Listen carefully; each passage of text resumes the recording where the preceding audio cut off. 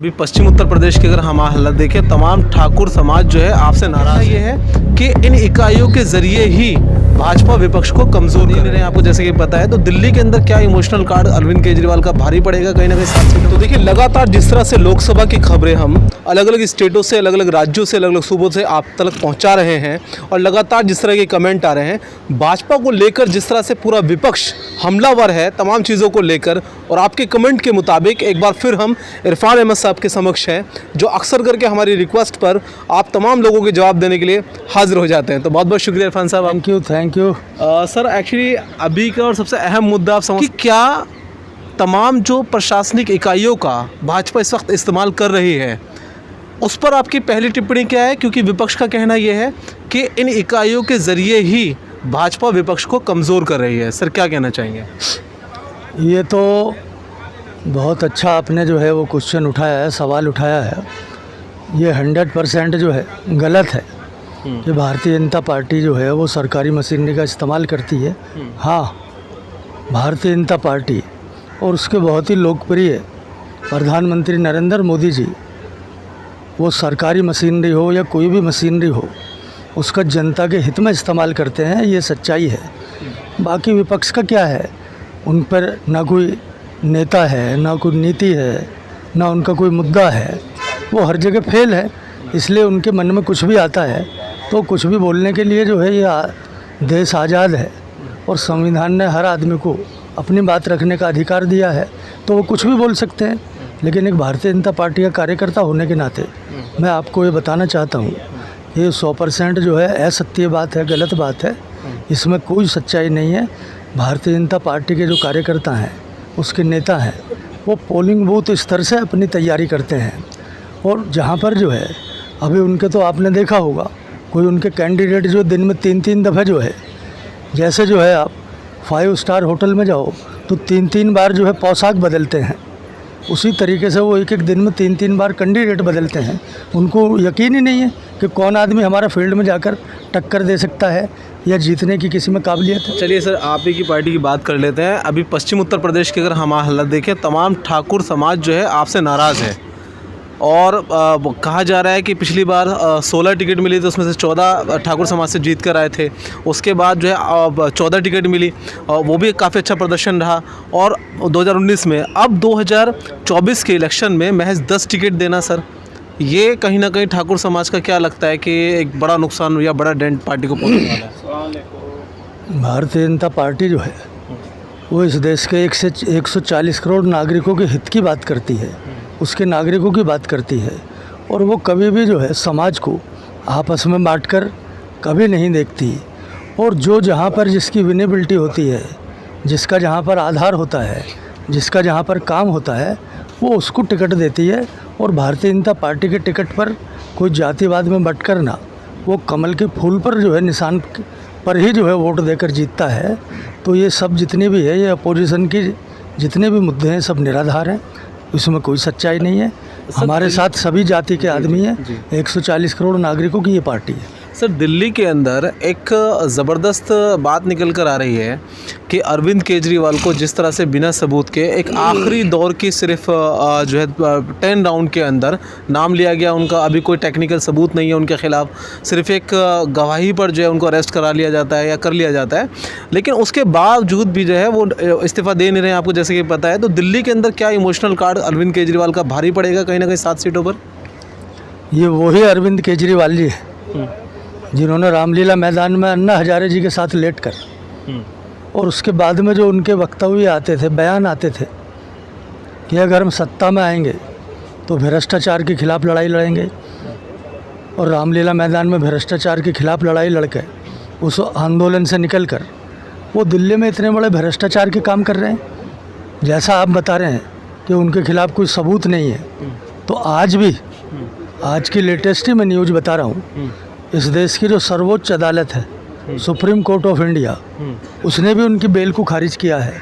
उससे पहले high court में बेल खारिज हुई, और उससे पहले लोअर कोर्ट ने उनकी बेल को खारिज किया। अगर वहाँ पे सबूत ना होते, अगर सबूत ना होते तो क्यों उनकी बेल नहीं होती? ये हर चीज़ जो है, ये दिल्ली के 2 करोड़ नागरिक उनकी हर चीज़ को समझते हैं, पहचानते हैं।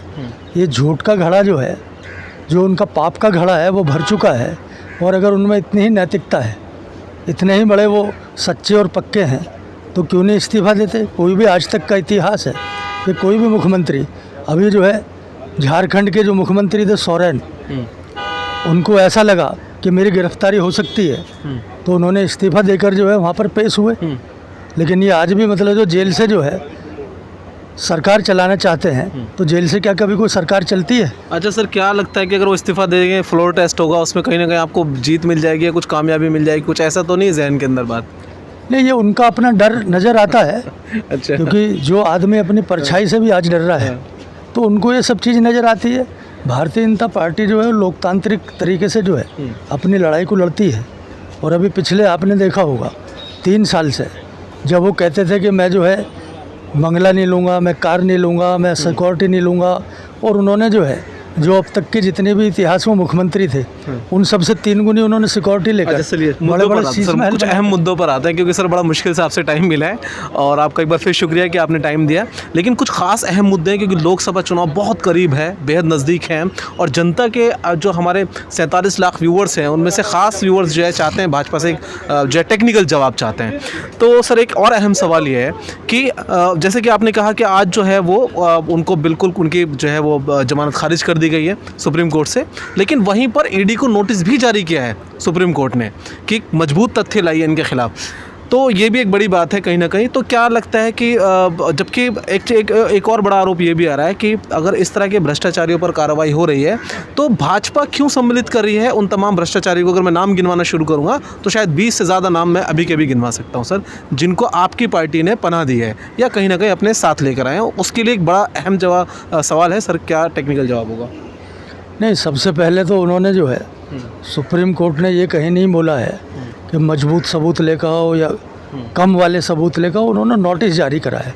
अगर कहीं भी आप जो है किसी भी अदालत में जाएंगे तो जिस पार्टी के खिलाफ भी आप जाते हैं तो उनको नोटिस जारी करते हैं, तो वो अगली वाली तारीख तक जो है वो ईडी वाले हों या कोई भी और पक्ष अपना रखने वाले वो अपना जवाब देंगे। बिल्कुल। तो ये कोई ऐसा टेक्निकल मैटर नहीं है। तो एक रूटीन प्रोसेस होता है कि अगर हम अपने रिलीफ के लिए जाते हैं तो जिस अपोजिट पार्टी के खिलाफ हम जा रहे हैं तो उस अपोजिट पार्टी को भी उसके खिलाफ नोटिस जारी करते हैं, वो भी आकर अपना जवाब देते हैं। संजय सिंह के भी खिलाफ नहीं मिल पाया ना कोई तथ्य, उन्हें जमानत मिल गई। वो ऐसा कुछ नहीं है जैसा आप बता रहे हो कि तथ्य नहीं मिला। वो एक उनको जो है 6 महीने जेल में रखा है ना, वो बगैर भ्रष्टाचार के। अगर उन पर जो है आरोप ना होते तो क्या जेल में रहते? 1 घंटा भी आदमी जेल में नहीं रह सकता। लेकिन जो आपने भ्रष्टाचार की बात की है, तो ये चाहे केजरीवाल जी हो, ये भ्रष्टाचार के नाम पर ही दिल्ली में आकर पिछले 7-8 साल से जो है 10 साल से ये शासन कर रहे हैं। तो क्या इनको उस भ्रष्टाचार में अब कौन सी उनमें अच्छाई नज़र आती है? वो हर 300 मीटर पर एक शराब की दुकान खोलना चाहते थे, दिल्ली को शराब का अड्डा बनाना चाहते हैं, दिल्ली के जो नागरिकों को जो है वो शराबी बनाना चाहते थे। ये तो कोर्ट ने संज्ञान लिया, सरकारी एजेंसी जी ने संज्ञान लिया, तो तुरंत उन्होंने जो है अगर इतनी अच्छी पॉलिसी थी तो क्यों उन्होंने अपनी वो कैबिनेट से पास करी हुई पॉलिसी को एकदम वापस ले लिया? तो ये जनता सब देख रही है कौन भ्रष्टाचारी है, कौन ईमानदार है। और हमारे प्रधानमंत्री नरेंद्र मोदी जी वो लगातार भ्रष्टाचार और भ्रष्टाचारियों के खिलाफ लड़ाई लड़ रहे हैं। वो तो एक ऐसे इस देश के नागरिक हैं जिनकी न जेब में कुछ है, ना उनके बैंक में कुछ है, ना उनकी पोटली में कुछ है, और वो तो बार बार ये बोलते रहते हैं कि कल को अगर कुछ होगा तो मैं तो अपना थैला टांग कर जो चला जाऊंगा। तो ये पूरी देश की जनता 140 करोड़ नागरिक देख रहे हैं, जिन जिन भ्रष्टाचारियों पर वो कार्रवाई कर रहे हैं, तो सब उन पार्टियों के अपोजिशन वाले के पेट में दर्द होता है। तो ये इस देश के नागरिक इतनी अच्छी तरीके से समझ रहे हैं कि जो पाई का जो भ्रष्टाचार करा है उसकी वसूली का अगर कोई काम कर रहा है तो इस देश के वज़ीर आज़म नरेंद्र मोदी जी कर रहे हैं, और वो इस काम को करके रहेंगे। अच्छा सर, बस एक जो हमारा सवाल था उसका जवाब ज़रूर चाहिए, क्योंकि कहीं ना कहीं जनता उसके लिए बड़ी कि भाई अगर तमाम भ्रष्टाचार के खिलाफ प्रधानमंत्री मोदी जी लड़ाई लड़ रहे हैं और पूरी पार्टी मिलकर एकजुट होकर लड़ रही है, तो उसी पार्टी के अंदर क्यों भ्रष्टाचारियों को सम्मिलित कर रहे हैं जिनके ऊपर बाकायदा केसेस चल रहे थे? या फिर अगर हम बात करें तो अगर अभी एक आपने देखा कि एक लेटेस्ट मामला चल रहा है जो बहुत ट्रेंड कर रहा है कि भाजपा को ही उन्हीं भ्रष्टाचारियों से उसी आबकारी मामले में जो सम्मिलित थे, दोषी थे, जेल गए थे, उन्होंने ही पहले 5 करोड़ और फिर 50 करोड़ रुपए दिए। नहीं, सबसे पहले तो मैं आपको ये बताना चाहता हूँ कि जिन आदमियों की बात आप कर रहे हैं उन पर सिर्फ आरोप पत्र है, वो टेंटेड नहीं है, वो जेलों में नहीं गए हैं। तो किसी के आरोप पत्र होने से कोई भ्रष्टाचारी नहीं होता है। लेकिन हाँ, जिन्होंने भ्रष्टाचार किया है उनको ये ज़रूर ऐसा लगता है, लेकिन वो बचने वाले नहीं हैं। और जो हमारा नारा है अब की बार 400 पार का, वो 400 पार पूरा होकर रहेगा। और इस देश में तीसरी बार भारतीय जनता पार्टी की सरकार बनने वाली है, एनडीए की सरकार बनने वाली है। और वज़ीर आज़म नरेंद्र मोदी जी जून के महीने में फिर तीसरी बार इस देश के प्रधानमंत्री बनने वाले हैं। और जितने भी बचे हुए भ्रष्टाचारी हैं उन पर लगातार कार्रवाई जो है ये सरकार करती रहेगी। और हमारा मकसद जो है वो इस देश के नागरिकों को सुविधा पहुंचाना है। वो इस लड़ाई को भ्रष्टाचार के नाम पर और गैर भ्रष्टाचार के नाम पर उसको जो है लोगों का ध्यान हटाना चाहते हैं। उन्होंने पिछले 50-60 साल में कितनी मूलभूत जो है इस देश के नागरिकों को सुविधाएं दी, वो सब देश की जनता देख रही है। और आप भी आज अगर आप कहीं से भी आते हैं, कहीं से भी जाते हैं, जेल हो या आपका हवाई का हो, सड़क का हो, बिजली का हो, पानी का हो, ऐसी सैकड़ों योजनाएं हमारी सरकार ने दी हैं जिससे इस देश के गरीबों का भला हुआ है, इस देश के 140 करोड़ जनता का भला। बिल्कुल सर, इस बात से एग्री करना पड़ेगा क्योंकि मैं अभी रिसेंटली 3 महीने में कई स्टेट घूमा, मैं वाकई सड़कों का बड़ा ज़बरदस्त जाल बिछा दिया है। एग्री। बस सर आखिरी और अहम सवाल कि 2024 के अंदर ये तमाम जो चीज़ें हो रही हैं उसका क्या असर पड़ने वाला है? क्योंकि अभी जो आपने बात कही वो मेरे शब्दों का मैं जो पूछना चाह रहा था, एक अहम बात आपने कह डाली कि रिसेंटली रैली के अंदर जो है, और उसको कहीं ना कहीं विपक्ष थ्रेड की तरह देख रहा है कि प्रधानमंत्री मोदी जी ने तमाम देश के अंदर थ्रेड, और ममता बनर्जी ने तो ये भी कह दिया कि उन्होंने जेल ही बना दिया हिंदुस्तान को। क्या जवाब देना चाहेंगे सर? नहीं, जिनको आगे अपने भविष्य जो है अंधकार में नज़र आता है, जिनको अपने अपने स्टेट में अपनी अपनी ज़मीनें जो है उनके पैरों के नीचे से खिसकती नज़र आती है, ये उन सब आदमियों की आप बात कर रहे हैं। आप देखिए बंगाल में कितना वहाँ पर भ्रष्टाचार है, जनता में हाहाकार है। वहाँ पर अक़लियतों के नाम पर, माइनॉरिटी के नाम पर वोट लेकर वो कितनी बदहाली में जी रहे हैं, कितनी तंगहाली में जी रहे हैं। ये आपने संदेश खाली में भी देखा होगा।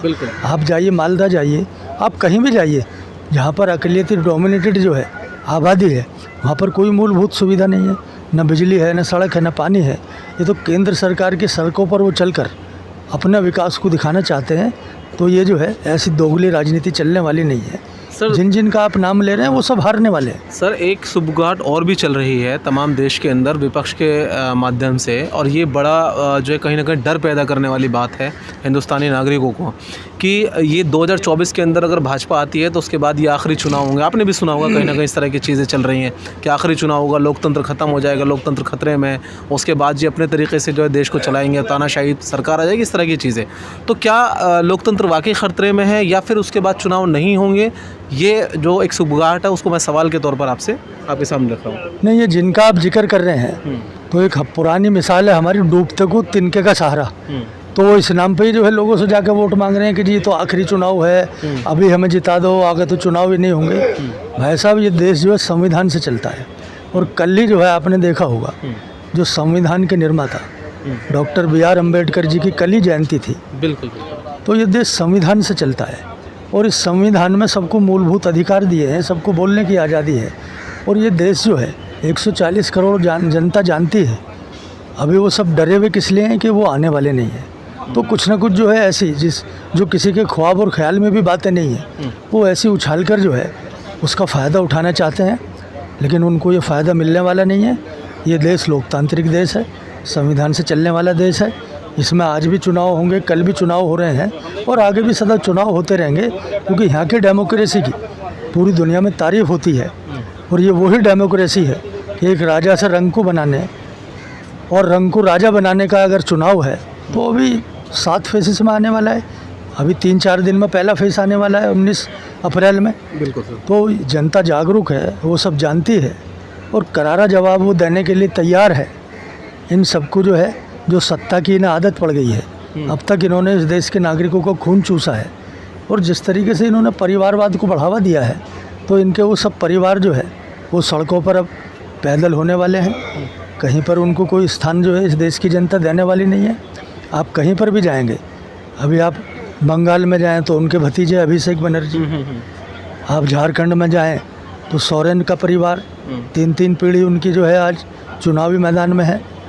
आप बिहार में आइए तो उनकी जो है 5-5, 6-6 टिकट उनको दिए गए हैं। उत्तर प्रदेश में आइए तो 3-3 दफ़े जो है एक सीट से एक ही परिवार के आदमी को उन्होंने बदायूं में टिकट बदले। पहले भतीजे को दिया, फिर चाचा को दिया, फिर भाई को दिया।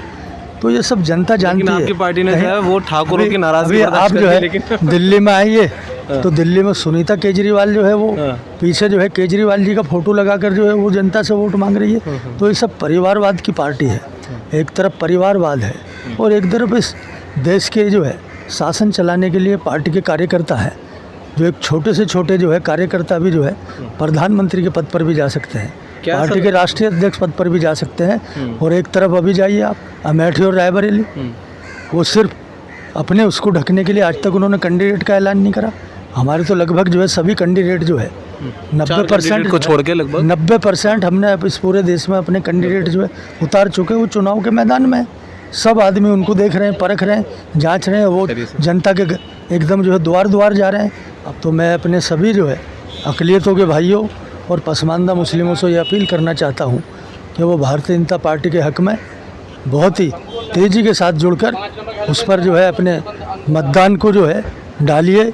कमल के फूल पर जो है आप जाकर जो है सुबह ही सुबह जलपान से पहले मतदान करके आइए, क्योंकि ये आपका अधिकार है और इस अधिकार का बहुत ही अच्छी तरीके से आप इस्तेमाल कीजिए।